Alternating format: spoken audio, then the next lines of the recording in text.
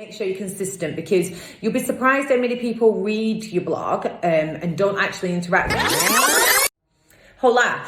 My tip for today is going to be all about blogging. Now, if like me, you're dyslexic or struggle to speak and write English, then it seems a little bit hellish, but it is a necessity. And in all fairness, I actually really love it when I get into it. At first, I was a little bit shy and nervous because, again, you're putting yourself out there to a large community of people who... some of them are a bit awful, but drop the ego, as we've said previously, get over it and crack on, because it really helps. And today's tip is going to tell you why. Now, first of all, when you are creating a blog post, you need to make sure that you're answering questions that your followers or readers are going to be interested in. So for us, we are a marketing agency, as I have said a lot, and the questions that we would be getting are to do with things like this, how we can help people with digital marketing, traditional marketing, etc. So we will do blog posts. So all of these tips that we're giving out, they're also going to be a blog post as well. So we make sure that we are writing things that people who follow us and who subscribe to our newsletters are interested in. Other blog posts we might do, we're in the construction industry, so any construction news as well, we put all that out there. So we have quite a large pool of things to be going at. You need to figure out what your followers or readers are interested in and stick to it. Don't worry about writing your article to please other people, because as soon as you start doing that, you're going to lose your authenticity and you're going to be just writing stuff to please people, which is never really good and makes it incredibly difficult. If you're just talking about things that you know about, that you've got knowledge on and that you're interested in, it's much easier to get into the flow of things. All of your blogs, I think we mentioned this in the SEO tip, need to be over 2,000 words long. So it is quite lengthy. So make sure you are talking about something that you know about, or else it's going to get rather repetitive. I would also say you need to engage with your readers / followers. So have a comment box on there if it's going onto a website, or again in your on your social media. Make sure you've got a strong call to action where you're saying to people, give me your feedback. Then you know, number one, what people's thoughts are who are taking the time to read this, and you know what's working and what isn't, and making sure that you are always putting out content that your current readers are going to be interested in. Don't be obsessed with trying to find new readers and get yourself to 1 million readers overnight. It isn't going to happen. Like everything, it's about consistency and slowly growing your readership and your followers. So just make sure you're looking after the people who are currently following you, and the rest will come in time.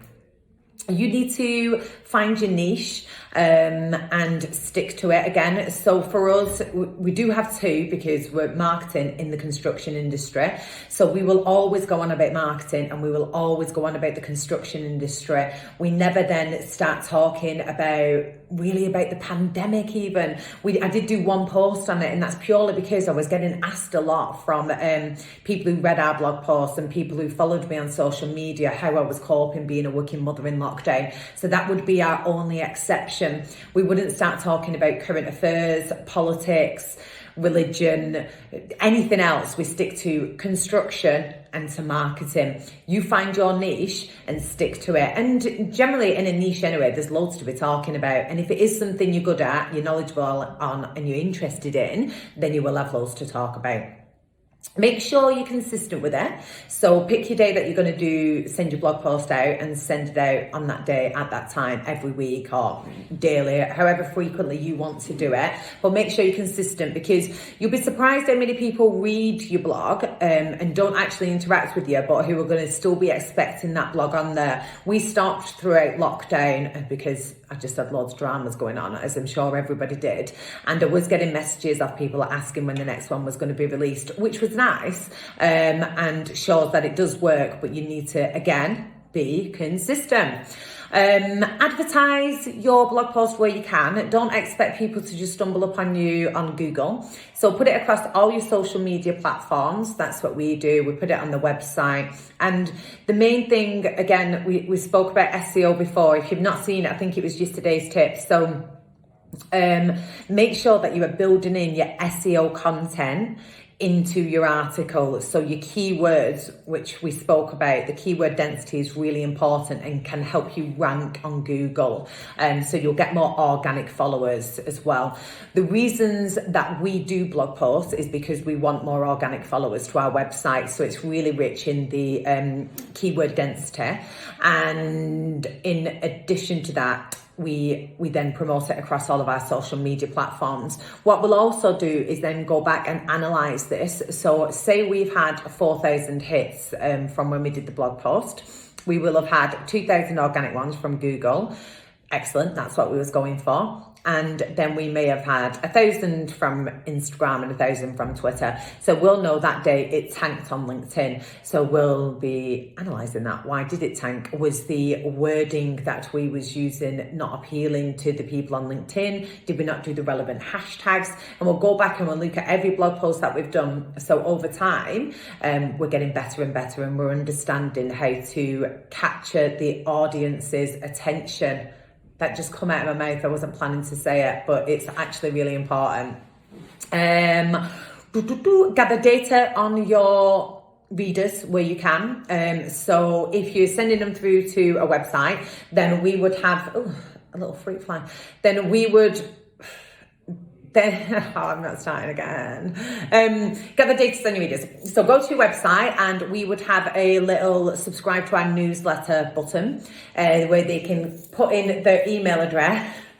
They can put in their email address, and then instead of them waiting for your blog or having to go onto your website each week or your social media to find it, we'll send them out the blog via email. So it's easier for the customer. You're going to get engagement if the reader, if they've not ended up having the time or remembering that your blog was going out, it's going to be going direct to them. So gather as much data as possible. You're also building a potential client pool there as well. Maybe not everybody's going to buy from you, but at least if they're interested in what you're saying now, then maybe in 6 months' time, you'll be able to convert them. Another reason that we do this, the blog post, is to build brand awareness. So it'll be going out to people, again, that might never convert into sales, but at least they know what our company does, who we are, and they're familiar with our logo, our tagline. It's really great for helping you rank on Google when you fill it with the SEO content. So again, just creating awareness of the company. And it also means that people are going to be staying on your website longer. All of our blogs link back to the website. And if it's over a 2,000 word website, 2,000 word article, then people are going to naturally spend longer on your website, which again will help you rank on Google. So before starting your blog post, to sum this up, I would be ensuring that you know what your niche is, stick to it, that you hopefully have built a little subscription base already, or you've got some followers to be throwing this out to. That you are only going to be pleasing yourself when you write these articles, not everybody else. So it's coming naturally to you. That its SEO content is rich, that it links back to your website, and that you are going to be, you know which platforms to be promoting it on as well. Those are the key points. And again, as always, when it comes to marketing, consistency is key. So make sure you're doing it on the scheduled dates every week or every day at the same time. If you need any more information about this, or there's anything that I've said in here that you didn't quite understand, then please do comment below. I will engage with everybody, get back to you.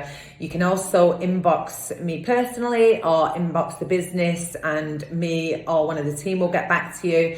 And all of these, as I've said, are going to be written up into a blog format, which will be put out there middle of August. So if you head to www.designandbuilduk.net on the news section, aim for the 14th of August, everything that we've discussed over the last couple of weeks, all the tips that we've given out are all going to be available on there for you to download free of charge. So you've got something to refer back to. The best of luck with everything. Thank you for taking any kind of mild interest in this, and if you really enjoyed it, then please share it and tell your friends to come on over. Have a good day.